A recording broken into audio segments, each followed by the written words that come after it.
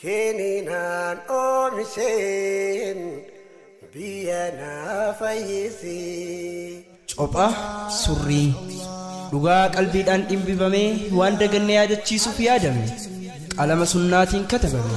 Cophaa surrii. Cophaa surrii. Alhamdulillah. Assalaamu alaykum wa rahmatullahi wa barakaatuh. Qariib kutaa tokkoffaa. Waan ajajamne beekuu dura eenyu akka nu ajaje beekuutu dursa. Sababni isaatiis dhaamsa dabreef gatii kennuudhaaf ergaa san hojiirra oolchuudhaaf abbaa labsiisanii eenyu akka ta'e beekuun murteessaadha. Diin kana akka qabannu kan nuuf dhaame rabbii keenya. Tanaafuu Haaliqa keenya sirriitti baruun barbaachisaadha. Karaan ittiin isa beeknu hedduudha. Isaan keessaa arra kan isinii wajjin laaluu feene maqoota rabbii gaggaarii kan qur'aanaa fi hadiisaan nuuf gabaafaman keessaa qariib kan jedhu waliin xiinxallam. Qaamaa qalbiin nu duukaa bu'a. Haalli ilmaan namaa akkaan nama ajaa'ibsiisa. Waan isatti dhiyoo dhiisee tan fagoo barbaada. Tan bira jirtu dagatee waan halaalaatiif ija dhiiba. Tan laaftutti argachuu danda'u rakkisee bu'aa bayii meeqaan tan qaxxaamuree tan jirre sakatta'a. Rabbiin keenya subhaana wa ta'aalaa dhugumaan qariibi. Qariib jechuun kaluu yookiin dhiyoodha. Waa hundarraahuu isa nu uumeetu nu dhiyoodha. Beekumsaan tumsa isaatiin rahmata isaatii fi tika isaatiin nu quba qabaachuudhaan akka rabbiitti nu dhiyoo hin jiru. Goytaan keenya akka nun jedhu wahuwa ma'akum aynamaa kuntum bakkuma fedhettuu isin waliin jiraa ja'a. Suuraa Baqraa ayata 185 keessatti immoo gabroottan kiyya waa'ee kiyyaarraa yoo si gaafatan ani dhiyoodhaa je'in. Ayanni armaan oliituun sababa buuteef qabdi.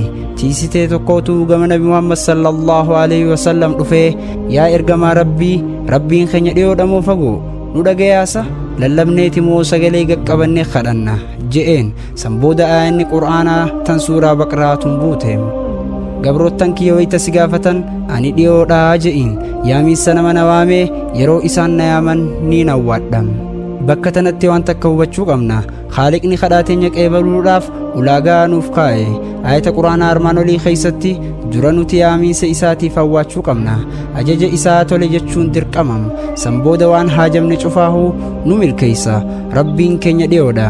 Kan akka isaatti dafee nuuf dirmatu kan rakkoo teenya hatattamaan nu furu arjaan akka rabbii abadan hin jiru. Addunyaa tanarratti akkuma namaattu meeshaa takka abbaa isii tolcherra kan beeku waan jiru. Haaliqni keenya nu uume waa hundaa ol tolcheen nu beekam. Maal akka nuti hawwine maal akka dharraane waan nu duraa irratti tan lubbuun teenya kajeelte waan yaada nutti tahee nu dhiphisu kan nuti firraa sodaannu walumaa galattuu waan nuti ol baafannee afaaniin haasoyne dhiisaatii tan nuti qoma keessatti dhoysinellee waan nuti hegeree gochuu fi jechuuf teenyu cufallee quba qaba. Inni keessa beekaadha. Osoo nuti hin uumamin duraahuu qoodni jiruu teenyaa maal akka taate guutumaan guututti beekam. Suuraa Qaaf ayata 15 irratti rabbiin keenya akkana ja'a. Dhugumatti nuti ilma namaa ni uumne waan lubbuun isaa itti haasaastu yookiin itti haasoosamtullee ni beeynam. Hidda dhama isaarra nuutu itti dhiyoodhaa nun ja'am. Ayata armaan olii kana qalbiin gallaaluuf feesisa. Hidda dhamaarra anaatu isinitti aanaa nun ja'a. Duboo yaa obboleeyyan kiyya goytaa keenya kan akkanatti nu dhiyoo dhiisnee rakkoo teenya hiikkachuudhaaf garam naanna'u jirrasa. Dubbiin hedduu nama naasistu tanam. Irra baay'een namaa eega bakka biraa dhaqee fala dhabeen booda gama rabbii as deebi'a.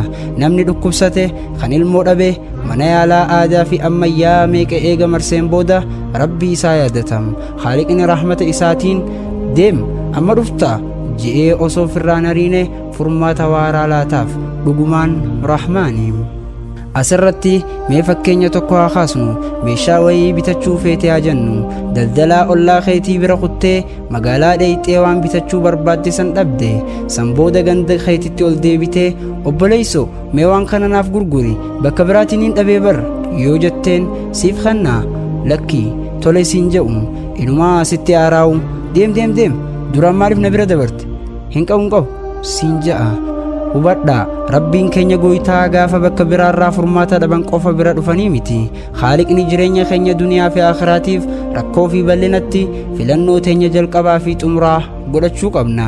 Inshaa Allah qophii tana torbaan itti deebina. Kan isiniif dhiyeesse أني برا أمي ييتم والسلام عليكم ورحمة الله وبركاته.